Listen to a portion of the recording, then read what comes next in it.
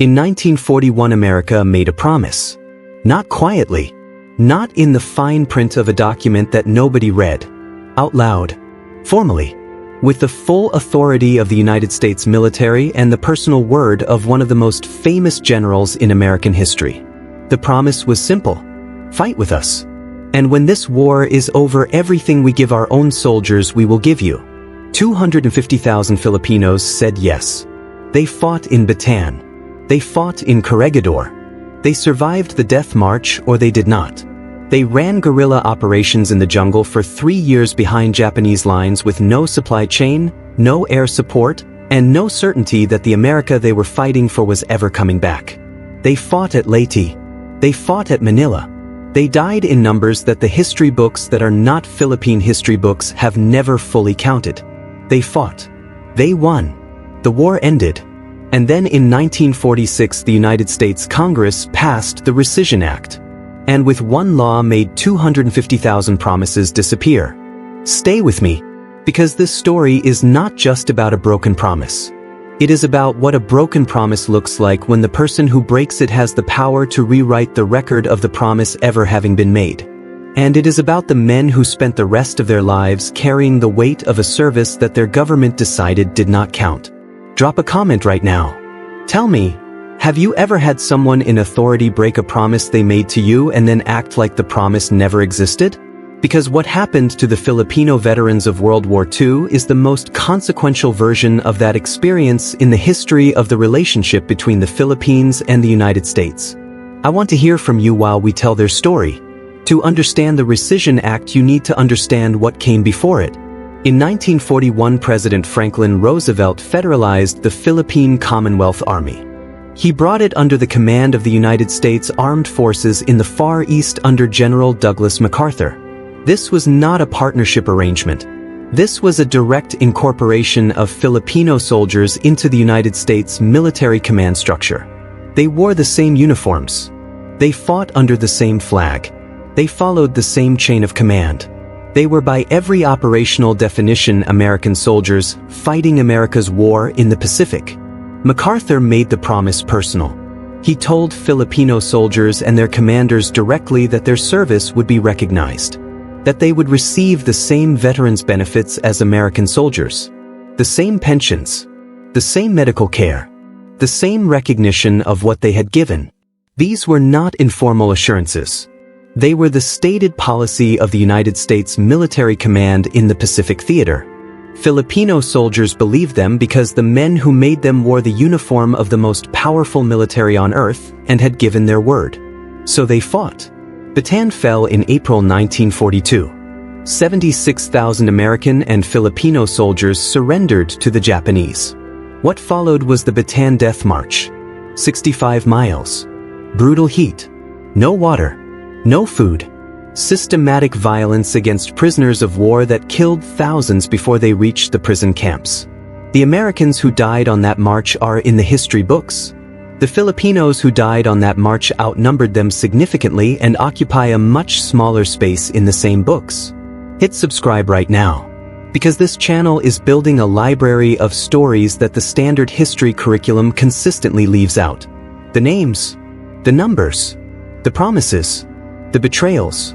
Subscribe so you are here for everyone. In the prison camps and in the jungle, the Filipino soldiers continued to serve. The guerrilla resistance networks that operated across the Philippine archipelago from 1942 to 1945 were among the most strategically significant intelligence operations of the entire Pacific War. The information they provided to MacArthur's forces during the liberation campaign saved American lives at a scale that military historians have documented and popular history has largely ignored.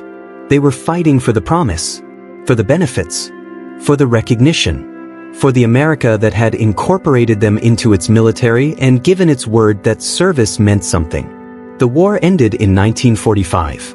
The promise should have been honored in 1946. Instead, in 1946, the United States Congress passed the first Supplemental Surplus Appropriation Rescission Act. The Rescission Act declared that service in the Philippine Commonwealth Army and the Philippine Guerrilla Forces would not be considered active service in the military of the United States for the purposes of veterans' benefits. 250,000 men. One law. The service that they had been incorporated into the United States military to perform was retroactively defined as not having been United States military service. The promise disappeared. On paper. In law. With the institutional authority of the United States Congress behind it. But not in the memories of the men who had been made the promise. And not in the bodies of the men who carried the wounds and the trauma and the missing years of the war they had been promised would be recognized. Telesforo Navarro was 23 years old when he was federalized in 1941. He fought in Bataan. He survived the death march. He spent 3 years in a Japanese prison camp. He came home to the Philippines in 1945 weighing 47 kilograms. He spent 40 years trying to claim the veterans' benefits that the Rescission Act had taken away. He filed paperwork. He wrote letters. He hired lawyers when he could afford them. He attended hearings.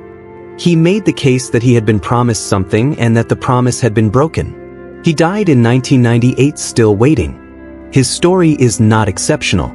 It is representative of 250,000 stories that played out across 6 decades with varying degrees of effort and despair and dignity and the particular exhaustion of old men fighting a bureaucratic system that had legally redefined their sacrifice out of existence. Some of them got partial recognition along the way.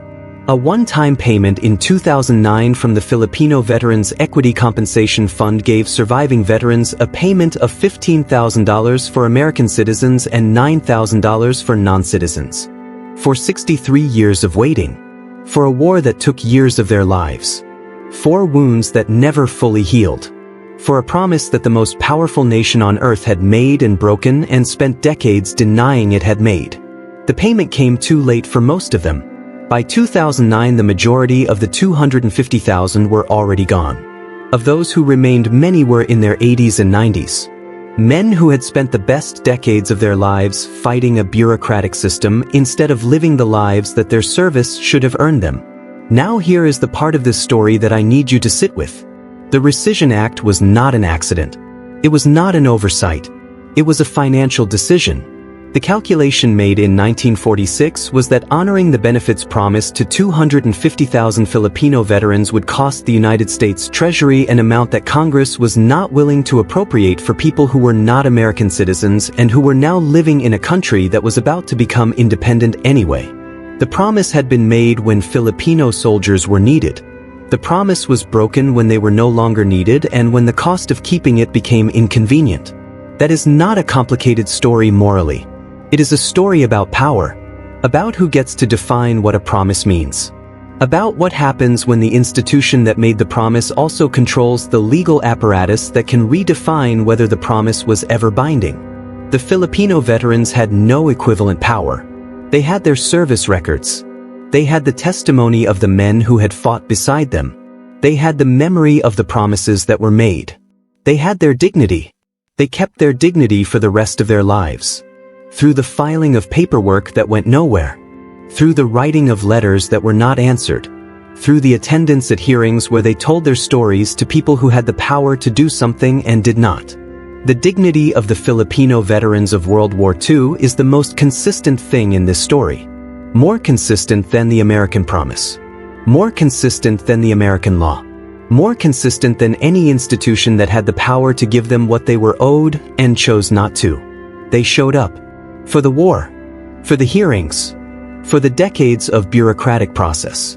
They showed up with their service records and their wounds and their memories, and they said we were promised something and we have come to collect it. Most of them died before the debt was paid. The ones who survived to 2009 collected $9,000 or $15,000 and were thanked for their patience. Telesforo Navarro did not live to see it. Nor did most of the 250,000 who said yes in 1941 when America asked them to fight. But their children know the story. Their grandchildren know the story. And now you know the story.